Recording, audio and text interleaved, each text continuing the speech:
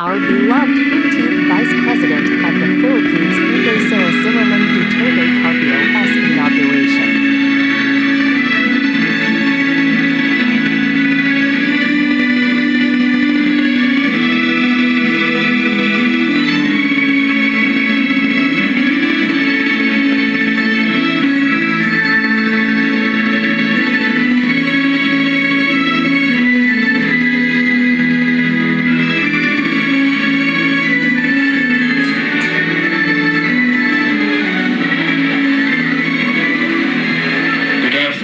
Madam Vice President-elect, you will be taking your oath pursuant to Section 5, Article 7 of the Constitution as the duly elected Vice President of the Philippines. Please raise your right hand and repeat after me. I, SARA Zimmerman Duterte, do solemnly swear that I will faithfully and conscientiously fulfill my duties as Vice President of the Philippines, preserve and defend its Constitution,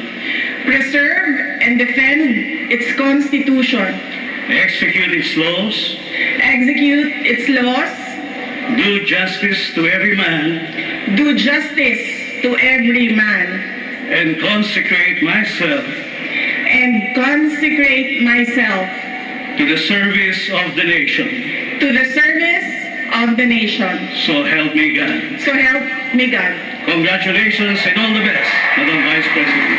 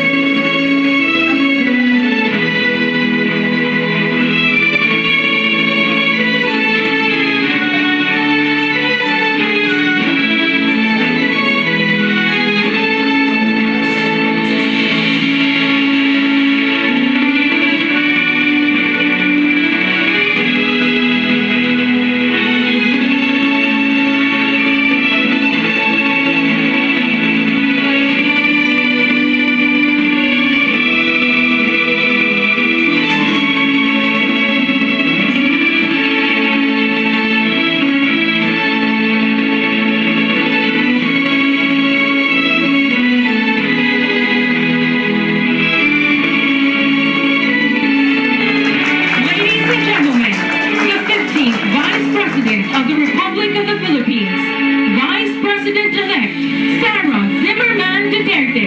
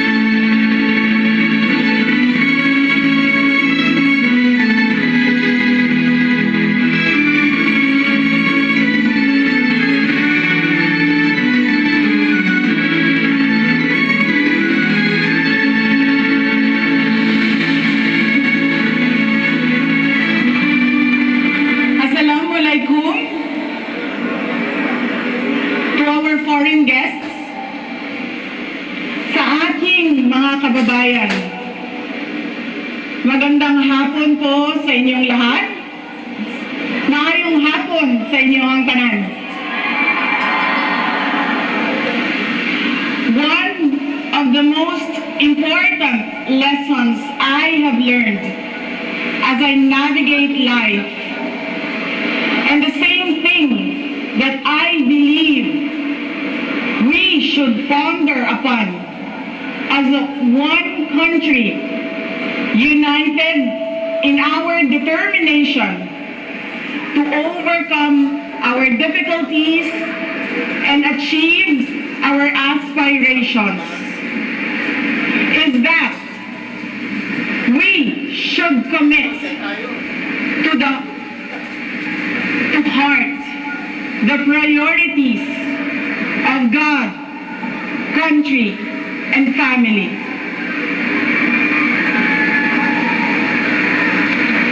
My life is a testament to the power of a God whom we know by many names. My younger self was consumed by a dream to become a doctor. I pursued a pathway that I thought could help me realize that dream. But I was directed toward another way. And now I am a lawyer. When I committed myself to governance and public service, I was also determined to finish 3 consecutive terms as mayor. That will not happen anymore. I am now the Vice President-elect.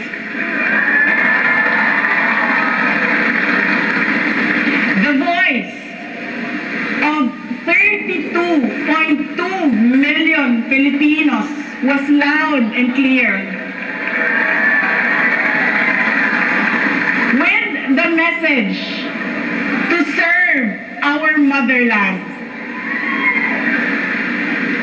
And this message has been reiterated in my oath to consecrate myself to the service of the nation.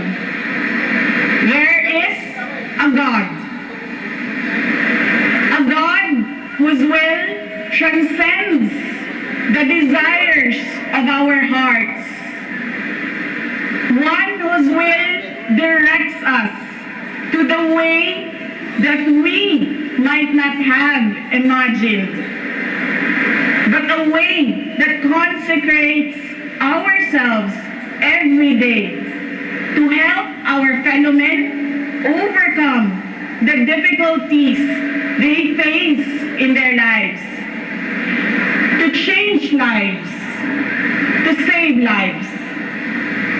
If you all take a moment to listen to the call to serve and decide to heed the call, in the same way that many are already devoting their lives as hard-working farmers and fisherfolk that ensure that there is food on our tables, dedicated health workers who help the sick, brave soldiers who fight for our country, honest and fair entrepreneurs who support our economy, patient school teachers that guide our children.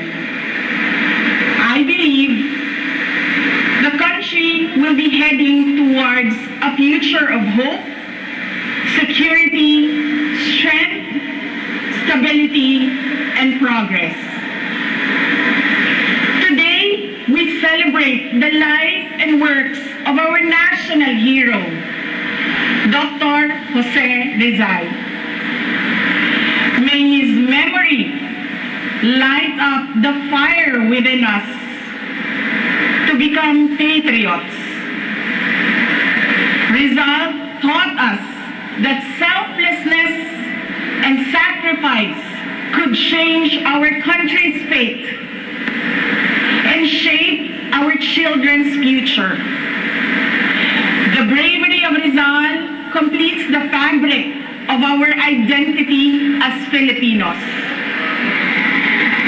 Magkasama sana tayong bumangon bawat araw, kasabay ang nag-aalab na pangako sa ating mga puso na mahal natin at patuloy nating mamahalin ang Pilipinas hanggang tayo ay nabubuhay.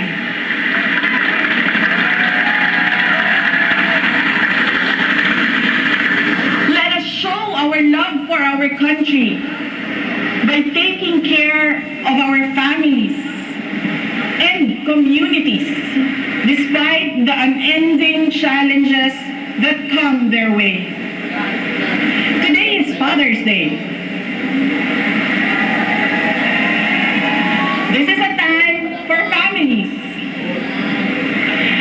But you are here with me. Daghang salamat sa inyong pagtambong o pagkuyog kanako niining adlaw. Happy Father's Day to all the fathers who make sure that another person is given the best of everything. Today, our children are facing a very complex future, one that is rife with conflicts and uncertainties. Some of these challenges include the winding cycle of poverty, the trauma of broken families, the lifelong baggage because of irresponsible and bad parenting, the abandonment issues due to an absentee parent, the anguish of gender confusion and discrimination, the destruction brought about by drugs, the lure of easy money in criminality, cases of HIV and other sexually transmitted diseases, the failure to identify and speak up against different kinds of abuses, the life-altering effects of teenage pregnancy, the detrimental effects of illiteracy, the emotional injury of bullying, unstable mental wellness, recruitment to support terrorism, misinformation in the internet. The list could be endless. A strong, loving, happy family sets down all the basic foundations essential in the development and growth of a child. At home, parents have the duty to teach children the values of integrity, discipline, respect, and compassion for others. And we should never forget that it is the duty of each Filipino family to emphasize that education begins at home. Atong isilsil sa ilang alimpatakan na ang maayong pamatasan, edukasyon, o pagpaningkamot maoy magdala kanila palayo sa kinabuhi na puno og kalisod. Padulong sa maayong kinabuhi nga ilang ginahandom. We should not, as we cannot afford to squander the future of our children. The days ahead may be full of challenges that call for us to be more united as a nation. reiterate this. We can never go wrong if we are a people dedicated to honoring the way of God, to serving our country and our fellow men, and protecting the integrity of our families and the future of our children. Ako po, si Inday Sara, a proud Davaoeña, very proud, a proud Mindanaon.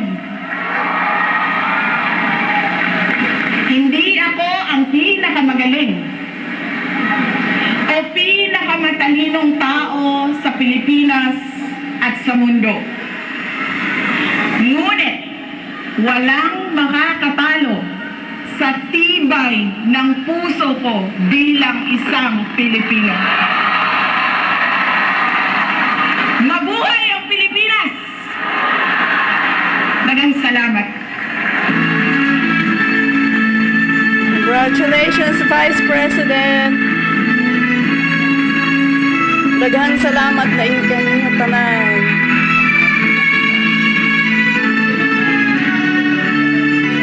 Thank you very much, Vice President-elect SARA Zimmerman Duterte, for your message.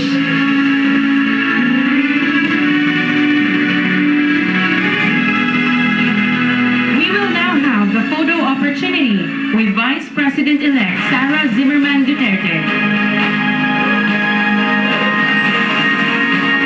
May we request President Rodrigo Roa Duterte, Mrs. Elizabeth Zimmerman Duterte, and Associate Justice Ramon Paul Hernando to join the Vice President-elect.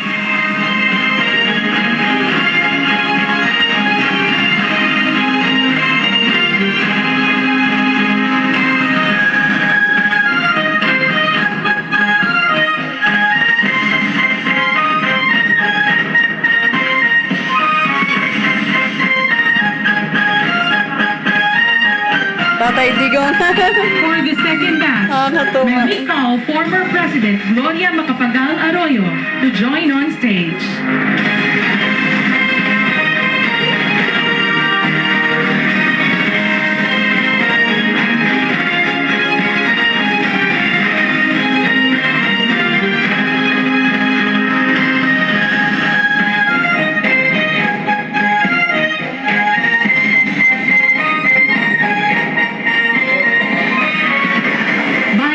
Tungayan po natin ang inauguration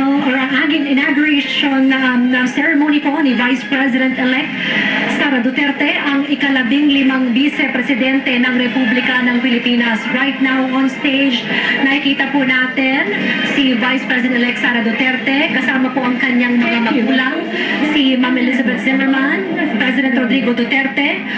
We have former President and now Pampanga Representative Gloria Macapagal Arroyo, at si Supreme Court Justice Ramon Paul Hernando, ang siya pong nag-administer ng oath of office to the Vice President-elect Sara Zimmerman Duterte. Magitin ko lamang din po kung bakit po napili po ni VP-elect Sara Duterte na manumpa po before Supreme Court Associate Justice Ramon Paul Hernando. Kasi yung na pong nabanggit ni Vice President-elect Sara Duterte na siya po ay kanyang former professor, si Associate Justice Ramon Paul Hernando. Si Associate Justice Ramon Paul Hernando po at ang kanyang asawa ay good friends po ni VP-elect Sara Duterte for over 10 years. And also, just to recap, yun nangyari po kanina sa programa, nagsilbi pong Bible bearer ang ina ni Vice President-elect Sara Duterte, si Ma'am Elizabeth Zimmerman. Siya po ang humawak kanina ng Biblia ng manumpa po si VP-elect Sara Duterte. Kasalukuyan rin pong tinatawag ngayon sa entablado ang members po ng immediate family ni Vice President-elect Sara Duterte. Joining her on stage, ang kanya pong asawa na si Attorney CARPIO, na rin po ang kanilang mga anak. Balikan din natin po yung naging talumpati po ni Vice President-elect Sara Duterte sa kanya pong inaugural address kanina lamang.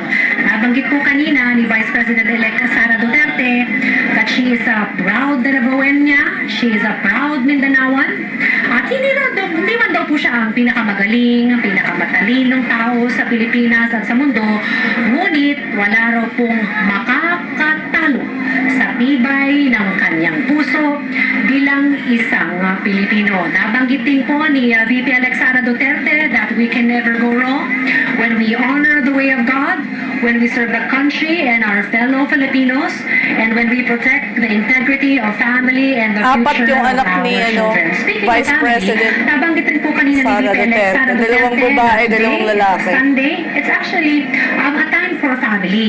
Kaya nagpapasalamat po siya na marami po ang pumunta rito despite that this is a time for family ay nagpunta po sila para maging witness sa historic occasion na ito. Sa inaugural address din po ni Vice President-elect Sara Duterte, may mga nabanggit po siyang issue ng bayan. Ito po yung issue ng illegal drugs, illiteracy, bullying, ganoon na rin po ang mental health, terrorism, misinformation in the internet, sabi nga po niya, the list could be endless.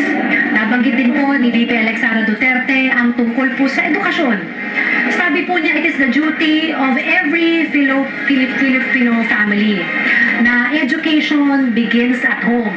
Which is interesting to note because aside from being the Vice President of the Republic of the Philippines, si VP Sara Duterte po ay napili po ni President-elect Bongbong Marcos bilang susunod po na kalihim ng Education Department.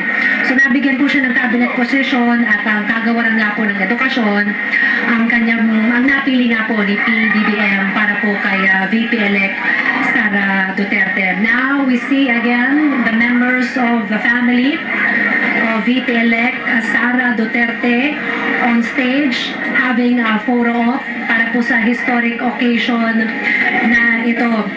Actually, ayon po sa organizing committee, after the inauguration, after the ceremony, ay maglalaan daw po si VP-elect Sara Duterte ng oras po. Matagal-tagal nga raw po yung oras niya, 3 to 4 hours para daw po makapag-selfie, groupie kay VP-elect Sara Duterte. Kasi si VP-elect Sara Duterte po, ayon na rin po sa obserbasyon ng marami, ay gusto po niya yung nakikisalamuha po sa tao. Gusto po niya na nararamdaman po yung kanyang presensya. Siya po talaga mismo ang lalapit po sa mga residente dito, sa mga bisita, para po makamayan lamang po sila, makapagpa-picture. Yesterday nga, nung pumunta dito si VP-elect Sara Duterte, ay lumapit rin siya sa mga tao para makapagpa-picture po sa kanya.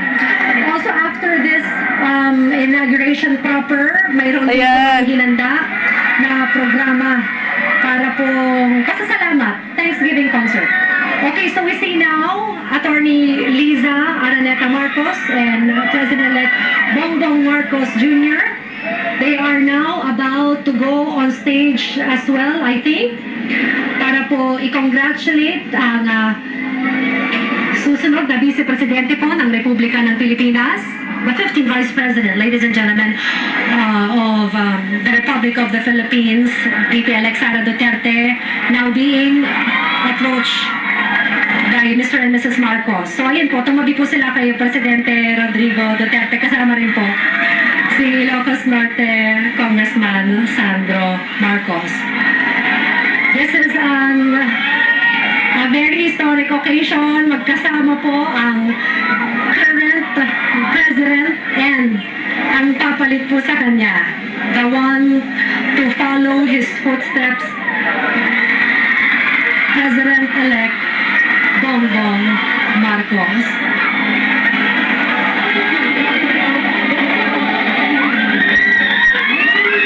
So kasalukuyan po ngayon na nagsisigawan yung mga tao. I think they are also seeing some of the Because of Sandro Marcos. Dumarating na rin po dito sa venue dahil may Thanksgiving concert na po dito po after. No, dahil kay Sandro Marcos, kaya sila We nagsisigawan. also see on stage, we have Senator Amy Marcos. Nakikipag-usap po kay Pangulong Rodrigo Roa Duterte. Kanina po nung nanunumpa si Vice President-elect Sara Duterte, actually after po niyan manumpa, ay nagkaroon po ng somehow very good family moment on stage dahil after po nun, niyakap po niya yung kanyang ina, si Ma'am Elizabeth Zimmerman at medyo naiyak-iyak pa nga po pag-yaka po ni Sara Duterte sa kanya na parang naiiyak-iyak po kanina si Ma'am Elizabeth Zimmerman pagkatapos pumanumpa ng kanyang anak. At syempre ay yumakap din po kanina si Vice President-elect Sara Duterte kaya Pangulong Rodrigo Duterte pagkatapos po niyang manumpa. Here, kakatapos lamang po na makipag-usap at ibigay ang kanilang congratulations ng mag-ama, President-elect Bongbong Marcos and Sandro Marcos. Ngayon po ang naging panunumpa ni Vice President-elect Sara Duterte. Si President-elect Bongbong Marcos naman po, ang kanya pong panunumpa ay mangyayari naman po yan sa June 30. Nauna na pong napaulat na gaganapin naman sa National Museum. Okay, now we see President Rodrigo Duterte going down the stage. We just don't know kung magtatagal pa siya dito sa venue or siya po ay may mga upcoming engagement pa. And once again, happy Father's Day po kay Presidente Rodrigo Roa Duterte. And as mentioned a while ago, during po our opening kanina, dito po sa seremonyang ito, this will be a very unique Father's Day for the President dahil kanya pong nasaksihan ang inauguration ng kanya pong anak na si Vice President-elect Sara Duterte. So mamaya po ay mayroon po tayong Thanksgiving concert. Dito po yan gaganapin rin sa San Pedro Square, dito po sa San Pedro Street. So asahan po natin na yan po ay magsisimula right after po ng mga photo ops dito on stage. So speaking of photo ops, we see Mr. and Mrs. Revilla on stage. Kakatapos lamang po ng kanilang pagpapapicture kay VP-elect Sara Duterte. So mamaya ay sabi po ng ating organizers ay magkakaroon daw po ng pagkakataon para po makapagpaselfie yung mga residente po dito, yung mga dumayo pa po dito para po ma-witness ito pong historic occasion pong ito. Okay, so mamaya may musikahan, pasasalamat ni Vice President Inday Sara Duterte. Ang mga magpo-perform po dyan, yung napanood na rin po natin kanina na si Andrew E. Kasama rin po sa mga listahan ng mga celebrity guests will be Sania Lopez, Giselle Sanchez, R.C. Munoz, Bayani at Bayani, Rojan Cruz, kaya sila nagsigawan kanina, dumating yung mga celebrities. Medina, DJ Jennifer Lee, Jopay and Joshua, Don Con Ramos, Ines Veneracion, and Janelle Hamer. Yan po yung ilan sa mga celebrity guests na magpa-perform po mamaya sa musikahan. Pasasalamat ni Vice President Inday Sara Duterte. Pilipinas, bayan, gaya nga po ng laging binabanggit ni VP-elect Sara Duterte. Mahalin natin ang Pilipinas. Yan po ang paalala ng 15th Vice President ng Republic of the Philippines. Basta't naroon po ang pagmamahal at pagmamalasakit sa isa't isa, ay sabay-sabay po tayong